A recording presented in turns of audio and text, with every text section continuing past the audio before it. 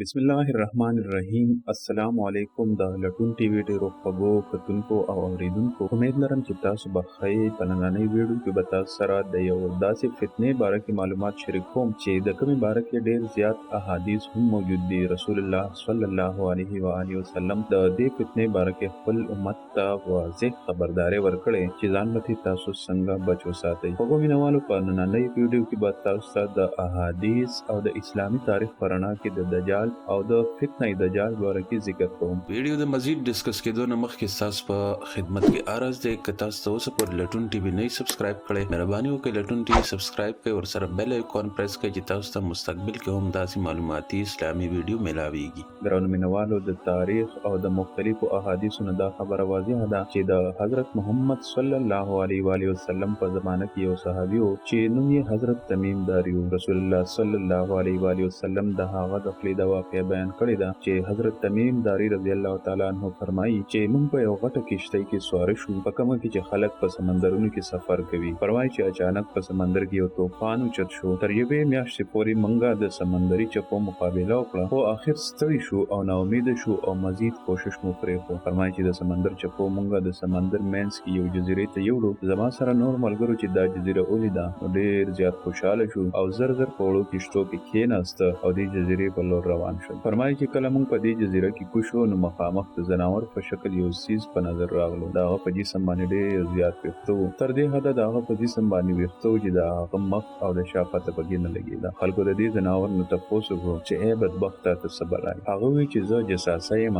یعنی د دجال جاسوس یم. بیا یې وویل چې تاسو د مخامخ خانقاه ته ورشئ، یو کس تاسو سره د خبرو ډېر زیات شوق لري. حضرت تمیم داری رضی الله تعالی عنہ وایي کله چې د دې کس باره کې ذکر موږ واورېدو نو موږ سره ډېره زیاته ویره پیدا شوه چې هسې نه چېرته جن یا پیری. وایي چې بیا موږ ډېر په تیزۍ سره ورډو او دې خانقاه ته ور داخل شو. دلته موږ یو ډېر غټ جسم والا انسان ولیدو چې د دې نه مخکې داسې څوک موږ نه و لیدلي. د لاسونه یې په سټ پورې او زنګنان یې د پښو د سپڼسکو پورې ډېر په کلکه په زنځیرانو باندې تړلي. وایي چې موږ ترې تپوس وکړو چې ته څوک یې. هغه په جواب کې وویل چې زما باره کې خو به تاسو ته لږ څه ناڅه اندازه شوي وي، تاسو راته د خپل ځان باره کې ووایئ. موږ ورته جواب کې وویل چې موږ عرب یو، په یو سمندر کې په یو غټه کشتۍ کې مو سفر کوو، خو د سمندري طوفان په وجه موږ تر یوې میاشتې پورې په سمندر کې وو. د دې نه پس موږ د دې جزیرې ته راغلو. دلته زموږ نظر په یو ځناور پرېوتو چې د هغه په جسم ډېر زیات ویښته و. دې ځناور وویل چې زه جاسوس یم او تاسو پرې مخامخ خانقاه کې د دغه انسان سره میلاو شئ چې هغه ستاسو سره د خبرو ډېر زیات شوق لري. بیا د زموږ نه دا تپوس وکړو چې دا راته ووایي چې په بیسان کې کوم چې د ملک شام یو علاقه ده، په کجورو کې میوه راټوکېږي که نه. موږ جواب کې ورته وویل چې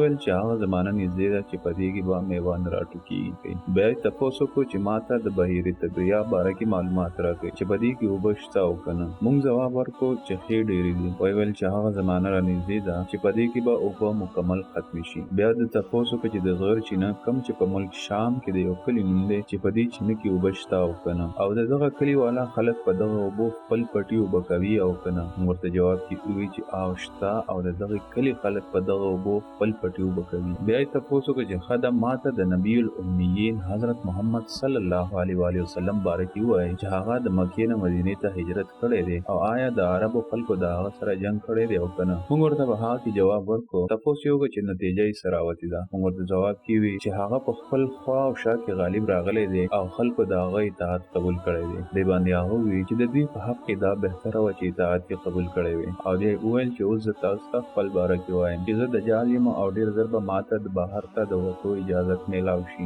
زه چې بهر راوځم نو په پوره دنیا کې به کلي په کلي وګرځم او په 40 ورځو کې به په پوره دنیا کې زما نه یو کلی پاتې نشي چې په هغې به زه داخل نشم ما سوای د مکې او مدینې نه. او کله چې زه دې مقاماتو ته د داخلېدو اراده وکړم نو په دې وخت کې به یو فرشته توره په لاس راشي او ما به د داخلېدو نه منع کړي. او دغه شان د دې مقاماتو چې څومره لارې دي یعنې څومره داخلي لارې دي په دې ټولو به فرشتې ولاړې وي د دې د حفاظت لپاره. فاطمه بنت قیس نه روایت دی چې رسول الله صلی الله علیه و آله وسلم فرمایلی وو چې دجال به په بحیر شام یا بحیر یمن بلکې د مشرق طرف ته به وي او د مشرق طرف ته یې په لاس اشاره هم وکړه. ګرانو مینوالو، د دجال باره کې د حضرت یزید بن عبدالله نه روایت دی چې ما د رسول الله صلی الله علیه و آله وسلم نه وپوښتل چې دجال به بهر کله راوځي. نو حضور صلی الله علیه و آله وسلم وفرمایل چې کله کورونه پاخه جوړېدل شروع شي او کله ښځو پردو سره د ځانونه سرنګارول شروع کړل او کله چې تجارت کوونکي دروغ ویل شروع کړي او زنا عامه شي او مزید یې وفرمایل چې کله زما امت کې د شراب څښل شی سیوا شي سود سیوا شي او زنا د نکاح په بدله کې غوره ګڼل شروع شي. ګرانو مینوالو دغه شان د دجال د فتنې نه د بچ کېدو دپاره